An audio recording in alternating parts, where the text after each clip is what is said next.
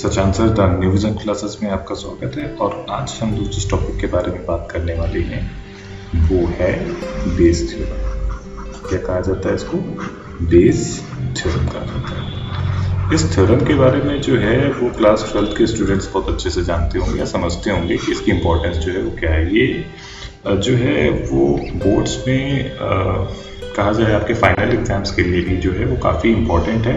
और इस थ्योरम का जो स्टेटमेंट है वो काफ़ी कॉम्प्लिकेटेड होता है। कई बार हम में से कई लोगों को जो है वो समझ में नहीं आता है कि बेस थ्योरम एक्चुअली कैसे यूज़ होती है। तो दोस्तों यहाँ पर इस चीज़ को अगर मैं आपको क्लियर शब्दों में समझाने की कोशिश करूँ तो कुछ इस तरीके से मान लीजिए कि जैसे मान लीजिए एक दिन के हमारे जितने भी वर्क होते हैं, ठीक है, वर्क जैसे कि आप मान लीजिए कि आपको 3 तरीके के काम करने हैं। पहला तो है जैसे आपको स्कूल जाना है ना, फिर आपको जो है वो होमवर्क करना है ना, और फिर आपको जो है वो ट्यूशन क्लासेस भी जानी है। कहाँ पर जाना है? ट्यूशन क्लासेस भी अटेंड करनी है। तो ये जो है ये हमारा वर्क जो है वो टास्क है, और स्कूल जाना, होमवर्क करना और ट्यूशन करना जो है वो उसकी प्रोबेबिलिटीज़ हैं कि ये हमारे काम में इंक्लूड हो सकता है।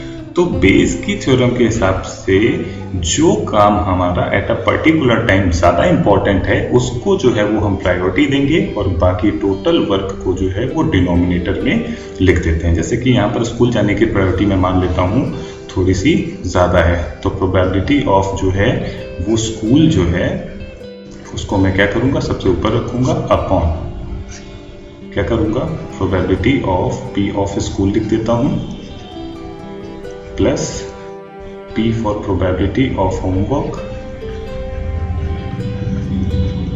plus probability of tuition। तो इस तरीके से जो है हम लोग क्या कर सकते हैं, बेस की थ्योरम को इजीली क्या कर सकते हैं, रिकॉग्नाइज कर सकते हैं। यहाँ पर मैंने इस एग्जांपल के थ्रू इस बात को जस्टिफाई करने की कोशिश की है कि बेस थ्योरम क्या होती है। बाकी अगर इसका फॉर्मूला बुक में देखना चाहे, कॉपी में देखना चाहे तो वो भी आप देख सकते हैं। Most welcome. तो चलिए अब कुछ इससे रिलेटेड एग्जांपल्स की बात कर ली जाए, आइए। और ये क्वेश्चन जो है वो बेस थ्योरम से रिलेटेड है, इंपॉर्टेंट है, एग्जाम में कई दफे पूछा भी गया हुआ है। तो चलिए बढ़ते चला। In a bolt factory machines ABC manufacture 25%, 35% and 40% of the total production respectively. Out of their total output 5%, 4% and 2% are defective bolts. A bolt is drawn at random and it is found to be defective. What is the probability that it is manufactured by machine B? कहने का मतलब यहाँ पर ये है कि एक machine है जो कि क्या कर रही है, एक बोल्ट फैक्ट्री है जो कि मशीन ABC से मैन्युफैक्चरिंग करा रही है। तो मशीन A से जब वो मैन्युफैक्चरिंग करा रही है A से, तो उसके कितने परसेंट है? 25% है। मशीन B से जब मैन्युफैक्चरिंग करा रही है तो वो 35% एफिशिएंसी के साथ जो है वो काम कर रही है, और मशीन C जो है वो 40% एफिशिएंसी के साथ काम कर रही है। अब क्या होता है, एफिशिएंसी जहाँ पर है वहाँ पर ठीक है, लेकिन कहीं ना कहीं डिफेक्ट भी होता है। तो यहाँ पर बता रहा है out of their total output 5% जो है वो डिफेक्टिव बोल्ट जो है वो बन जाते हैं। तो मशीन A के थ्रू जो डिफेक्टिव बोल्ट बन रहे हैं उसके चांसेस दे रखे गए हैं हमें कितने, 5%। मशीन जो B है इसके थ्रू जो डिफेक्टिव बोल्ट्स बन रहे हैं उसके चांसेस हमको कितने दे रखे गए हैं, 4%। और मशीन C के थ्रू जो डिफेक्टिव पीसेस बन रहे हैं बोल्ट के उसके चांसेस कितने दे रखे हैं, 2%। तो फ्रेंड्स यहाँ पर बहुत ही कम एफर्ट देते हुए जो है हम लोग रिक्वायर्ड प्रोबेबिलिटीज़ की सेट करते हैं। तो रिक्वायर्ड प्रोबेबिलिटी क्या होगी, बेस थ्योरम अप्लाई कर रहा हूँ। तो हमसे ये कह रहा है कि मशीन B जो है वो मैन्युफैक्चरिंग डिफेक्ट जो है वो दिखा रही है। तो यहाँ पर मशीन B के चांसेस कितने हैं, 35%। कितने हैं, 35%। तो 35% को 35/100 लिख दीजिए, इनटू मशीन B के डिफेक्टिव पीस बनाने के चांसेस क्या है, 4%। तो ये हो जाएगा 4/100। मैंने कहा था आपको स्टार्टिंग के वीडियो में भी बता रखा है, इंट्रोडक्शन में भी बता रखा है कि जो भी चांस हमसे कहते हैं, जो भी सिचुएशन हमसे कहते हैं उसको बस ऊपर रख देना है, बाकी टोटल सिचुएशन को जो है नीचे रख देना है। यहाँ पर मैं मशीन जो है B की पहले लिख दे रहा हूँ, फिर क्या करते हैं मशीन A की तरफ चलते हैं। तो मशीन A की एफिशिएंसी कितनी, 25%। तो 25/100 हो जाएगा, इनटू मशीन ए जो है कितने परसेंट केस में मिसबिहेव कर सकती है, 5% केस में। इसी तरीके से मशीन सी की जो एफिशिएंसी है वो कितनी है, 40%, तो इसको 40/100 लिख देते हैं, इनटू मशीन बी कितने परसेंट केस में मिसबिहेव कर सकती है, तो 2% केस में। तो अभी क्या करना है, इस कैलकुलेशन को बहुत ही छोटा कर दूंगा। 35 × 4 कितना होता है, 5 4 20, 4 3 12, 12 प्लस 2 कितना हो गया, 40। ठीक है, तो ये हो जाएगा और ये हो जाएगा 140 प्लस का 125 प्लस का 80। ठीक है, तो अभी क्या करना है, देखो मैंने 100 × 100 10,000 होगा, एलसीएम लेकर के इसको बढ़ा करके कोई बहुत ज़्यादा फायदा है नहीं, तो इसको मैंने लिख दिया 140। अब इसको ऐड कराते हैं तो टोटल कितना आ जाएगा, दिस विल बी 5 और 8 × 2 10, 10 और 4 कितना हो गया, 14 हो गया, और 1 1 2 और ये हो गया 3।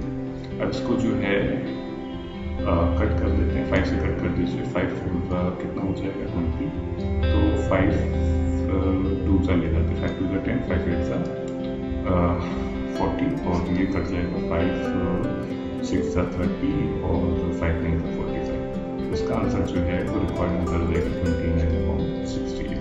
तो ज़्यादा एफर्ट नहीं डालने हैं, बस थोड़ा सा दिमाग लगा लेना है कि क्वेश्चन में जब है हमको क्या दे रखा है, क्वेश्चन में से ये कह देगा कि ये रिक्वायर्ड प्रोबेबिलिटी जो है वो हमको कितनी दे रखी है, एक तो दे रखी है 25%, कितनी दे रखी गई है 25%, एक 35%, एक 40%।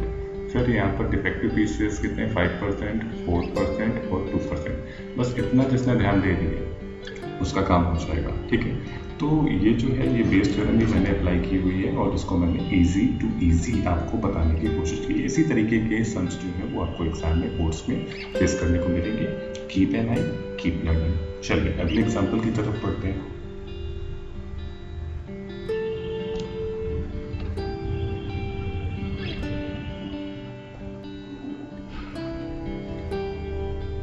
ओके फ्रेंड्स, तो इसी सीरीज में जो है वो हम लोग एक दूसरा क्वेश्चन ले लेते हैं और बेहतर तरीके से बेस थ्योरम को एनालाइज करते हैं। यहाँ पर कह रहा है अ bag A contains 4 red and 4 black balls and other bag contains 2 red and 6 black balls। तो जैसा जैसा कहता जा रहा है वैसे वैसे हम लोग मानते जाते हैं। मान लीजिए ये जो है वो आपका एक बैग जो है वो मैंने 1 ले लिया है और एक बैग जो है वो मैंने क्या ले लिया है 2 ले लिया है। बैग 1 में क्या कह रहा है 2 रेड बॉल हैं और 2 ब्लैक बॉल हैं। ठीक है, बैग 2 में जो है वो 6 रेड बॉल हैं और 2 रेड बॉल हैं और 6 जो है वो ब्लैक बॉल हैं।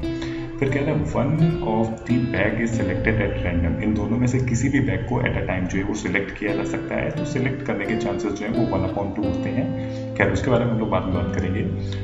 फिर क्या कह रहा है find the probability that the ball is drawn from bag 1। तो सबसे पहली चीज़ क्या है यहाँ पर कि जो बॉल जो है वो रेड है, तो बैग 1 से रेड बॉल निकलने के चांसेस क्या होंगे बैग 1 से, तो इसको मैं R1 लिख देता हूँ। तो रेड बॉल निकलने के चांसेस होंगे 2/4, टोटल बॉल 4 होगी। इसी तरीके से बैग 2 से जो है वो रेड बॉल निकलने के चांसेस क्या होंगे 2/8, टोटल बॉल जो है वो की हमारी कितनी हो जाएंगी 6 और 2 8 बॉल हो जाएंगे। तो हमको क्या करना है कि रेड बॉल ही निकालनी है। क्या निकालनी है रेड बॉल। तो यहाँ पर हम लोग बेस थ्योरम का इस्तेमाल करेंगे। जो है प्रोबेबिलिटी रिक्वायर्ड जो होगी वो यहाँ पर क्या होगी रेड बॉल की। तो रेड बॉल जो है वो फर्स्ट बैग से निकलनी है। तो फर्स्ट बैग से रेड बॉल निकलने के चांसेस कितने हैं 2/4 और टोटल दोनों बैग से जो है वो 2/4 प्लस का कितना हो जाएगा 2/8। ठीक है, तो अभी क्या करना है इसको ऐड करा देना। तो ये हो जाएगा 2/4 और इसमें क्या हो जाएगा एलसीएम हो जाएगा इसका कितना 8 और यहाँ पर हो जाएगा 4 और ये हो जाएगा 2। सो फाइनली जो है वो 2/4 और ये हो जाएगा 6/8। ठीक है, ये वाला ऊपर मल्टीप्लाई हो जाएगा, ये इसके साथ हो जाएगा। तो उसका आंसर होगा 2/4। आप सोच रहे होंगे मैं कट क्यों नहीं कर रहा हूँ, लास्ट में कट करेंगे।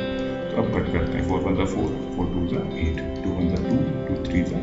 तो इसका जो फाइनल आंसर है वो हमारा आ जाएगा 2/3। तो देखा दोस्तों इतना भी टफ नहीं है आंसर निकालना। अगर थोड़ा सा हम लोग डेडिकेट होकर के काम करेंगे, थोड़ा सा ध्यान दे लेंगे तो बेस थ्योरम जो है वो बहुत ही अच्छे मार्क्स जो है वो हमको दे करके जाएगी।